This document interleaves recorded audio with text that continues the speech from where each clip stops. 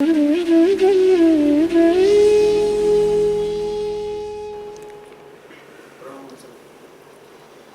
जी, मेरे साथ में ऐसा था कि जैसे पहले कुछ जैसे लगता था कि ये गलत काम सा है, ये गलत आदत है। जब मैं करने जा रहा हूँ उस काम को, तो अंदर से मतलब एक ऐसी आवाज़ सी आती थी अपोजिट में कि भाई नहीं, सही नहीं है ये, मतलब। और अब ऐसा मतलब चलता आ रहा है कि मतलब अब वो चीज़ हो ही जाती है, उसका मतलब रेसिस्ट नहीं हो पा रहा है, मतलब ये समाज जो है। क्या चीज़? जैसे कि मतलब कोई गंदी आदत जैसे मतलब, तो पहले एक आवाज़ जैसे अंदर अंदर से जो आती है। तो वो आवाज़ कामयाब हो जाती थी? हाँ, कभी कभी जब भी लगता है कि हाँ भैया। तो कामयाब हो जाती थी तो गंदी आदत अभी भी बची क्यों है? नहीं हो पाती थी। तो वो आवाज़ आए चाहे ना आए, गंदी आदत तो चल ही रही है। पहले आवाज़ आती थी तब भी आदत लगी हुई थी, अब आवाज़ नहीं आती तब भी आदत जीत रही है। तो आवाज़ की तो फिर बात ही मत करो, आदत की बात करो।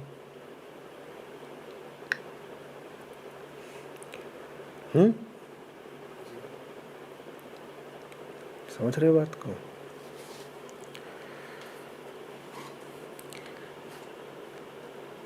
चित्त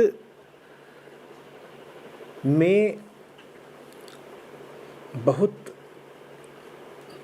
गहरे जो आदत बैठ गई होती है, उसका मुकाबला तुम उथले नैतिक संस्कारों से नहीं कर सकते। जिसको तुम कह रहे हो आवाज़ आती है, उसको कोई अंतरात्मा की आवाज़ बोलता है, कोई दिल की आवाज़ बोलता है, वो बड़ी सतही चीज़ है। वो सब चीज़ें तुमने अभी पिछले 10-20 साल में सीखी हैं, जब से परिवार और विद्यालय के द्वारा संस्कारित होने शुरू हुए। माँ बाप ने सिखाया, शिक्षा व्यवस्था ने सिखाया, अड़ोसियों पड़ोसियों ने सिखाया, नैतिक कहानियों ने सिखाया कि कुछ काम गंदे होते हैं, बेटा मत करना। वो सब शिक्षा तुम्हें कब मिली है? मैंने कहा अभी 10-20 साल में मिली है। अगर 25 की उम्र है तुम्हारी, तो वो सब तो तुमने 5 की अवस्था के बाद सीखा है या 3 की। और जिसको तुम गंदी आदत कह रहे हो वो कितनी पुरानी है?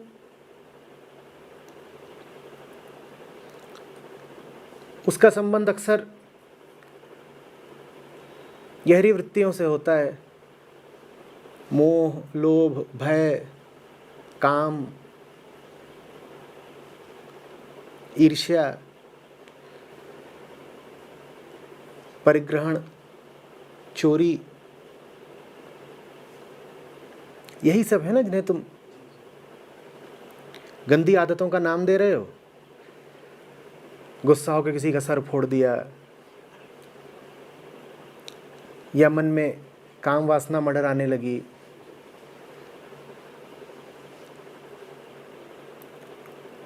कहीं कुछ देखा तो उसको चुरा के ले भागने का विचार आ गया। यही सब गंदी आदतें, ये कितनी पुरानी है।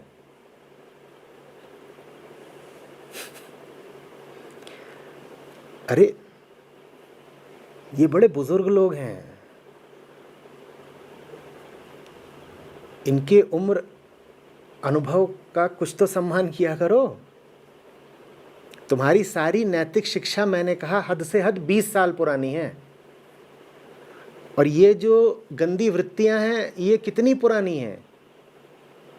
ये 20 लाख साल पुरानी है। अब 20 साल की नैतिक शिक्षा कैसे इनको काट देगी? वो भी तब जबकि नैतिक शिक्षा और ये गहरी वृत्तियां हैं दोनों कुछ पराई सी ही चीज। या तो ऐसा होता कि इन दोनों में से कोई एक तुम्हारी अपनी होती, हार्दिक होती, आत्मिक होती। न तो वृत्तियां तुम्हारी आत्मिक हैं, न तुमने जो शिक्षा ग्रहण कर ली है वो आत्मिक है। वृत्तियां तुम्हें दी है प्रकृति ने और नैतिक शिक्षा तुम्हें दी है समाज ने। दोनों ही तुमको अपने हृदय से, अपनी आत्मा से तो मिल नहीं रही ना।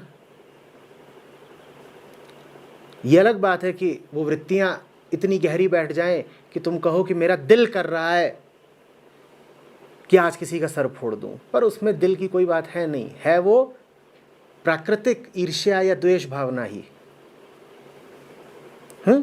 या कि नैतिक शिक्षा को तुम इतना ज्यादा अपना मान लो कि भीतर से नैतिकता की जो आवाजें उठें उनको तुम कहने लगो कि ये तो मेरी आत्मा की आवाज है, पर वो आत्मा इत्यादि की आवाज होती नहीं, वो तो संस्कारों की आवाज होती है जो तुमने अभी पिछले कुछ वर्षों में पा लिए हैं। तो हमने कहा कि तुम तो हो शुद्ध निर्मल सच्चिदानंद आत्मा, और जो सब गड़बड़ वृत्तियां हैं वो तुमको मिल रही हैं प्रकृति से। वो तुमको किसी ने सिखाई पढ़ाई नहीं है, वो तो जब तुम्हारा जन्म हुआ था तो माँ के गर्भ से लेकर के आए थे। किसी को सिखानी पड़ती है क्या काम वासना? वो तो बच्चे के जन्म के साथ उसमें मौजूद होती है। भय और मोह और लोभ सिखाने नहीं पड़ते, वो तो बच्चे में गर्भ में भी मौजूद होते हैं।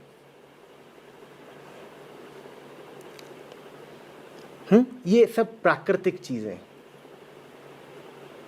नैतिक शिक्षा प्रकृति से नहीं जीत पाएगी। प्रकृति को तो वही काट सकता है जो प्रकृति से ज्यादा बलवान और ज्यादा गहरा हो।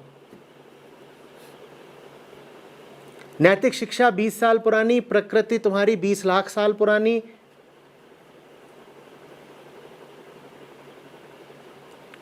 प्रकृति तुम्हारी जीत जाएगी, वृत्तियां तुम्हारी नैतिक शिक्षा को हरा देंगी। इसीलिए मनुष्य को आज तक जितनी नैतिक शिक्षा दी गई वो उसके लिए बहुत कारगर नहीं हो पाई है। हमने मनुष्य को साधने की, सच्चा बनाने की बड़ी कोशिश की है, उसको अच्छी अच्छी बातें बताकर, उसको मोरालिटी समझाकर। पर ये हमने जितनी शिक्षा और जितनी नैतिकता दी है ये सतह पर ही रह गई है। भीतर तो मनुष्य प्रकृति है, पशु है, और भीतर तो मनुष्य पशु ही रह गया है। ऊपर ऊपर वो सभ्य और संस्कारित हो गया है, नीचे नीचे पशु ही रह गया है। नीचे के पशु को अगर जीतना है तो तुम्हें नैतिकता नहीं, आत्मिकता चाहिए।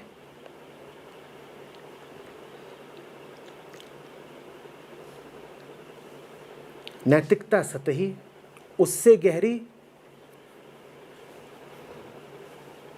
तुम्हारी पाशविकता, और पाशविकता से भी कहीं ज्यादा सच्ची और गहरी है तुम्हारी आत्मिकता, तुम्हारी हार्दिकता। जिन्हें अपनी पाशविकता को, जिन्हें अपनी वृत्तियों को, जिन्हें अपने प्रकृति प्रदत्त गुणों को जीतना हो, उन्हें आत्मा की शरण में जाना पड़ेगा। नैतिक शिक्षा से काम नहीं चलेगा। अध्यात्म अकेला है जो इन तथाकथित गंदी आदतों से तुम्हें मुक्ति दिला सकता है। और अध्यात्म में भीतर से कोई आवाज इत्यादि नहीं उठती। अध्यात्म का अर्थ नहीं है कि भीतर तुमने कोई चौकीदार पहरेदार बैठा लिया और वो तुम्हारी सारी हरकतों पे निगाह रखे, और जब तुम कोई गंदी हरकत करने चलो तो वो भीतर से कहे जागते रहो। अध्यात्म में ऐसा नहीं होता।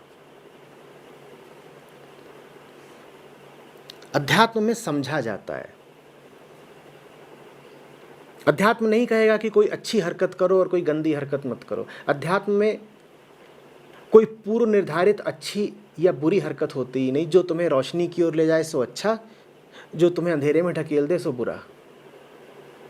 जो तुम्हारी नज़र साफ करे सो अच्छा, जो तुम्हारे भ्रमों को और गहरा दे सो बुरा। समझ में आ रही है बात?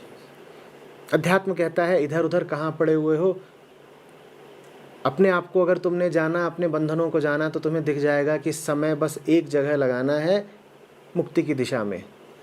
अगर सिर्फ मुक्ति की दिशा में समय लगाना है तो इन सब व्यर्थ आदतों और प्रपंचों में समय क्यों बर्बाद कर रहे हो?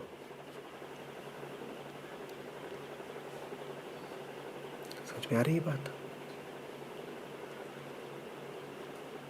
बोध से जब कोई आदत छूटती है तो सदा के लिए छूट जाती है, फिर लौट के नहीं आती। और आदत पर तुमने अंकुश लगाया, आदत का दमन किया, तो कितने दिन तक दमन कर लोगे? भीतर का जानवर बड़ा प्रबल है, वो किसी अंकुश की, किसी खूंटे, किसी पट्टे, किसी रस्सी की नहीं सुनता। आदमी प्राकृतिक रूप से पशु ही तो है।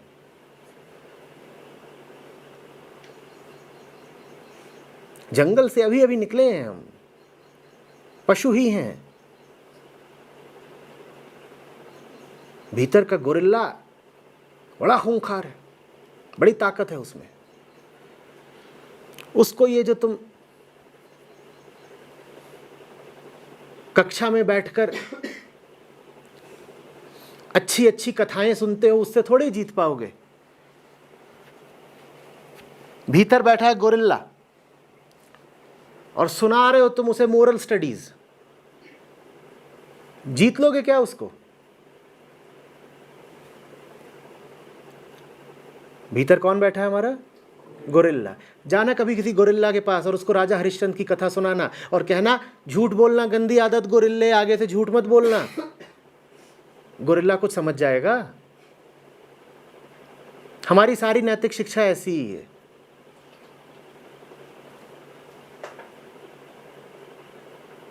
भीतर बैठा है कामातुर हाथी, वो काम वासना में बिल्कुल पगलाया जा रहा है और तुम उसे जाकर सत्यवान सावित्री की कहानी सुना रहे हो। वो हाथी शांत हो जाएगा? भीतर हमारे जानवर बैठा है, उससे ये सब नैतिक कहानियां सुनाकर, नैतिक शिक्षाएं देकर तुम शांत नहीं कर पाओगे। उसे तो तुम शांत कर सकते हो सिर्फ उस पशु से आगे बढ़कर, उस पशु से तादाद में न रखकर। जब जान जाओ कि तुम्हें प्राकृतिक नहीं आत्मिक जीवन जीना है, तब तुम कहते हो हाथी अपना काम करे, घोड़ा अपना काम करे, मैं ज़रा अपना काम कर लूँ भाई।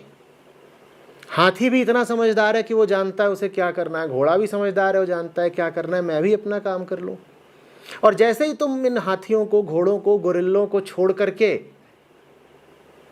जीवन के असली ध्येय, असली लक्ष्य की ओर बढ़ते हो, वैसे ही तुम पाते हो कि हाथी, घोड़ा, गोरिल्ला ये सब अपने आप शांत हो गए। वो वास्तव में इतना मचल ही रहे थे, इतना उपद्रव कर ही पा रहे थे क्योंकि तुम उन्हें समर्थन दे रहे थे। जहां तुमने कहा कि मुझे गोरिल्ले से कोई मतलब है ही नहीं, शरीर मेरा गोरिल्ले का है, हृदय नहीं है मेरा गोरिल्ले का। आदमी और गोरिल्ला में अंतर यही समझना, शरीर आदमी और गोरिल्ले का बिल्कुल एक, अंतर हृदय का है। शरीर के तल पर अगर जियोगे तो तुम भी गोरिल्ले हो। अगर गोरिल्ले से आगे निकलना है तो शरीर से आगे निकल जाओ, कहो मैं शरीर हूं ही नहीं। हृदय से जियो। समझ में आ रही है बात? जब तक तुम्हारे जीवन में शरीर की मांगों की पूर्ति ही एक बड़ा लक्ष्य रहेगा, तब तक तुम इन तथाकथित गंदी आदतों से मुक्त नहीं हो पाओगे। भोग करने के लिए वो पेट बनकर जी रहा है ना, जो खाल बनकर जी रहा है, जो पेट बनकर जी रहा है, वो लिंग भी बनकर जिएगा ना। जो खाल बनकर जी रहा है, जो पेट बनकर जी रहा है, वो लिंग भी बनकर जिएगा ना। अब वो आकर शिकायत करे कि मुझे हस्तमैथुन की गंदी लत लग गई है, क्या करूं? तो मैं कहूंगा पहले जो शरीर संबंधी दूसरी गंदी लतें हैं उनको तो छोड़ भाई। तू दिन भर जो नौकरी कर रहा है वो हस्तमैथुन जैसी ही गंदी आदत है। हस्तमैथुन को गंदा क्यों बोलते हो? क्योंकि उसमें तुम सिर्फ और सिर्फ शरीर हो जाते हो, पुरानी गंदी आदिम काम वृत्ति की पूर्ति के लिए तुम कुछ भी बुद्धि और मन और कल्पना चलाते हो, है ना? और यही काम क्या तुम अपने दफ्तर में नहीं कर रहे?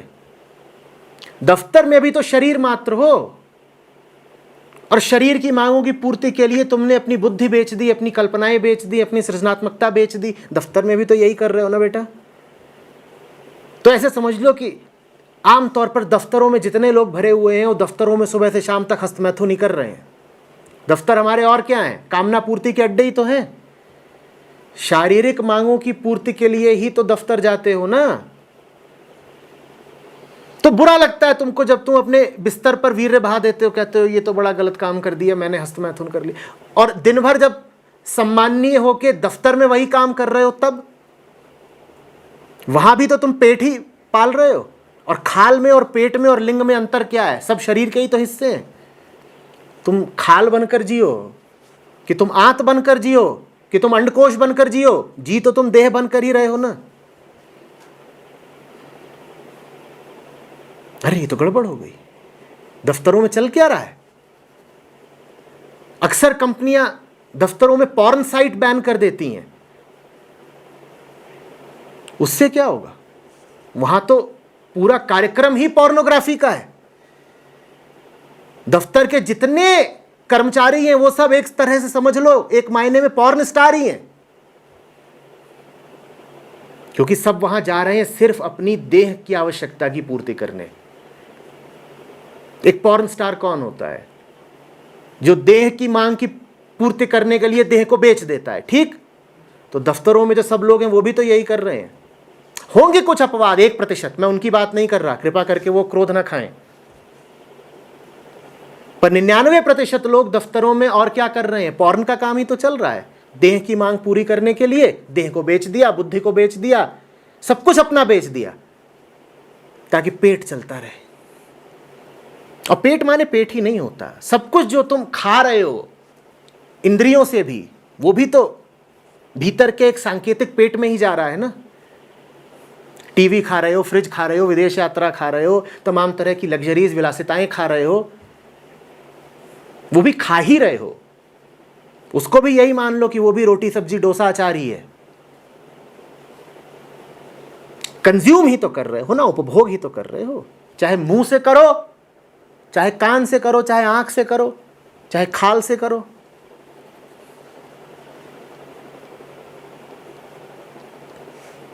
तो हम जो बड़ी बड़ी गंदी आदतें हैं उनको बचा के रखना चाहते हैं, और जो छोटी छोटी गंदी आदतें हैं 5 मिनट वाली, उनको लेकर बड़े भयाक्रांत रहते हैं। बड़ी नैतिक समस्या खड़ी हो जाती है। आचार्य जी मैं तो बड़ी गंदी आदतों का शिकार हो गया। उफ, मैं कहता हूं तुम्हारा जीवन ही ऊपर से लेकर नीचे तक एक समग्र रूप से गंदी आदत है। उसकी बात करो ना, ये छोटी छोटी गंदी आदतें क्या बता रहे हो? क्या आचार्य जी मेरे बेटे को गंदी आदत लग गई है। क्या? वो दुकान से सामान उठा उठा कर भागता है, क्लेप्टोमैनियाक हो गया है। अच्छा, और आप क्या हैं? मैं सीए हूं। और आप जो अपने क्लाइंट को टैक्स चोरी सिखाते हो रोज, वो क्या है? तुम्हारा पूरा घर ऊपर से लेकर नीचे तक चोरी के पैसे से भरा हुआ है, और तुम शिकायत करने आए हो अपने 8 साल के नुन्नू की कि मेरा नुन्नू 5 रुपए की पेंसिल चुरा के भाग गया। और तुम जो 500 करोड़ का टैक्स चुरा रहे हो सरकार का, उसकी कौन बात करेगा? तुम्हारे तो शरीर की कोशिका चोरी के पैसे से चल रही है, उसकी बात नहीं करना चाहते। बड़ी आदतें सुधार लो, छोटी आदतें अपने आप ठीक हो जाएंगी।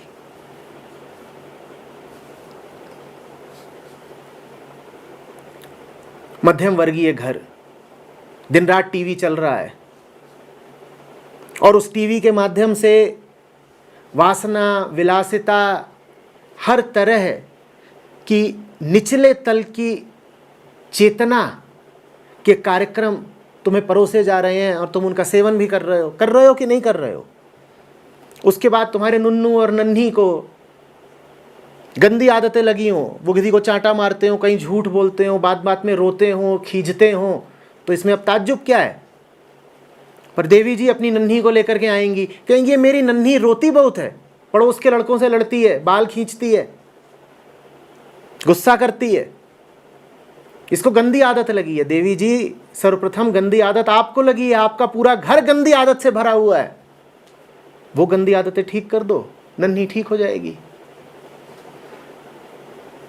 तो मैं कहना ये चाह रहा हूं कि हम देह से तादाद में रखकर जो जीवन जी रहे हैं वो मौलिक गंदी आदत है, उसको ठीक करो, उसके बाद इन छोटी छोटी गंदी आदतों की बात करना। गोरिल्ला बनकर जियोगे अगर, तो फिर ये शिकायत मत करने आना कि मैं केले क्यों चुराता हूं। अरे गोरिल्ले हो तो केला नहीं चुराओगे क्या? सोचो, फलों की मंडी से गोरिल्ला गुजर रहा है और इधर उधर केले के ठेले, तो क्या करेगा? क्या करेगा?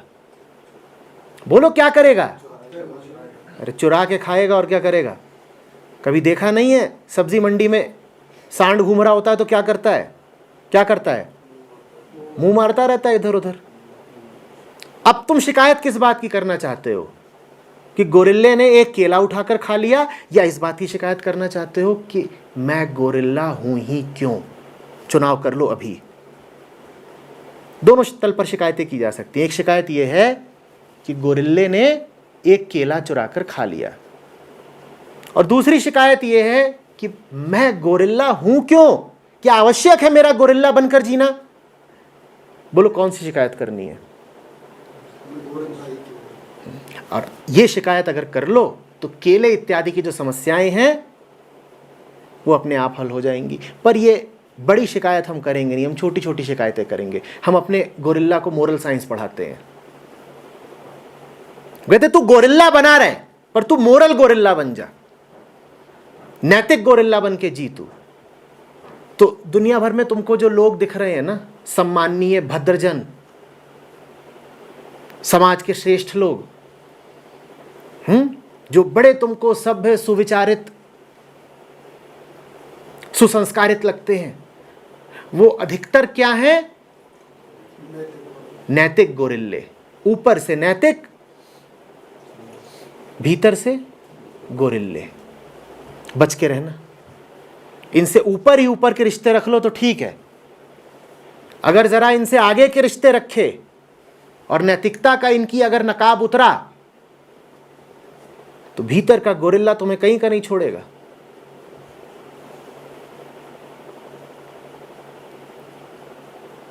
आ रही है बात समझ में? पूरे जीवन को देखो, सुबह से शाम तक क्या कर रहे हो देखो, और पूछो क्या बनकर जी रहा हूं। अगर देह बनकर जी रहे हो तो तमाम तरह की गंदी आदतें लाजमी हैं। एक दो गंदी आदतों की शिकायत मत करो।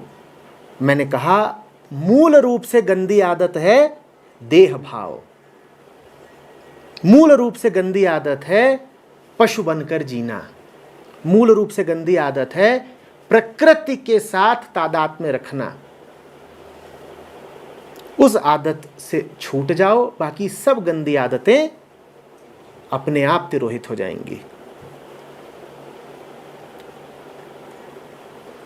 आ रही बात समझ में? आचार्य जी, फिर ये देह भाव से कैसे ऊपर आया जाए? मतलब ये जो देह भाव है उससे मतलब कैसे ऊपर आया जाए? उनकी कुछ सुन के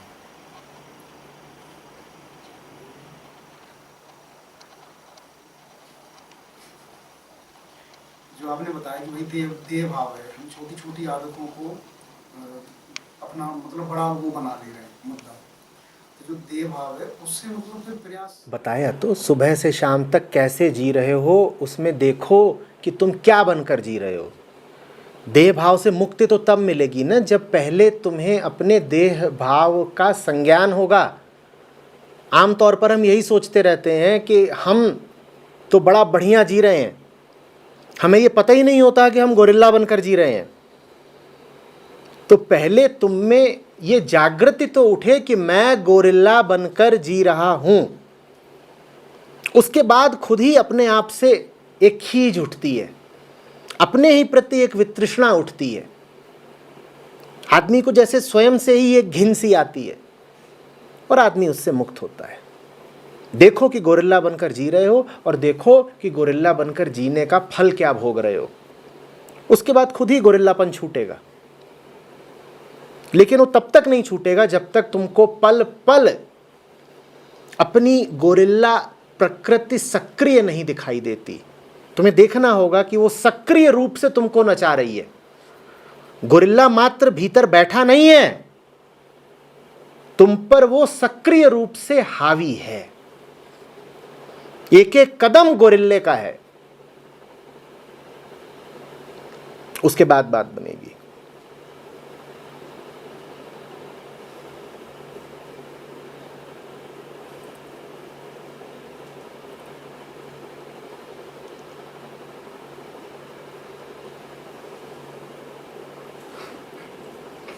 आचार्य जी, बुद्धि का क्या योगदान है? वो किसको बल प्रदान करती है, उसको कैसे? बुद्धि अपने मालिक की सेवक है। अहम बुद्धि का राजा है। अहम जो चाहता है, बुद्धि बोलती है जी हुजूर अभी करती हूं। बुद्धि की अपनी कोई व्यक्तिगत सत्ता नहीं होती। बुद्धि अहम की परिचारिका है। तुम बुद्धि से जो कराना चाहो वो कर देगी। समझ लो जैसे उपकरण है बुद्धि। तो इसीलिए बुद्धिमान होना अपने आप में कोई गुण नहीं है। अगर तुम्हारी अहम वृत्ति बिल्कुल दुष्टता और षड्यंत्र से भरी हुई है तो तुम्हारा बुद्धिमान होना बड़ा खतरनाक होगा।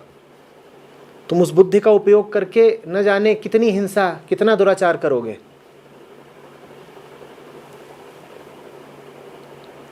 जिसको आप बुद्धि बोलते हो वो वास्तव में बड़ी शारीरिक चीज है।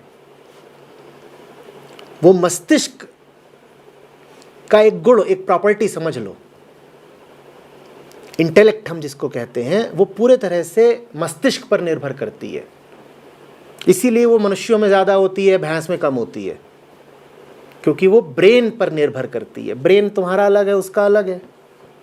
और ब्रेन तो एक शारीरिक भौतिक बात हुई ना। तो बुद्धि पूरे तरीके से समझ लो एक भौतिक उपकरण है, एक टूल है, फिजिकल टूल है। उसका इस्तेमाल करने वाला कौन है? अहम। तो तुम्हारे अहम की जो दशा होगी, बुद्धि की वही दिशा होगी। बुद्धि को हमने कुछ ज्यादा ही महत्व दे रखा है। बुद्धि बहुत बड़ी बात नहीं है। तुम क्या बने बैठे हो, ये बड़ी बात है। और समझना, बुद्धि का बहुत कम संबंध है बोध से। बोध नहीं भी हो तो बुद्धि बड़े मजे में चलती रहती है। इंटेलेक्ट का बहुत कम संबंध है अंडरस्टैंडिंग से।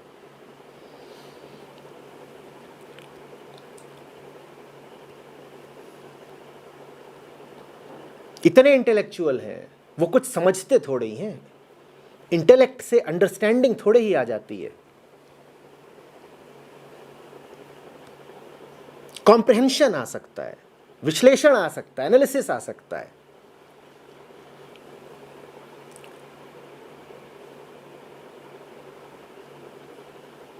बोध नहीं आ सकता, समझ नहीं आ सकती। बुद्धिमानी और समझदारी का आपस में बहुत कम संबंध है। समझदार बुद्धिमान हो आवश्यक नहीं, और बुद्धिमान समझदार हो ऐसा तो कम ही देखा गया है।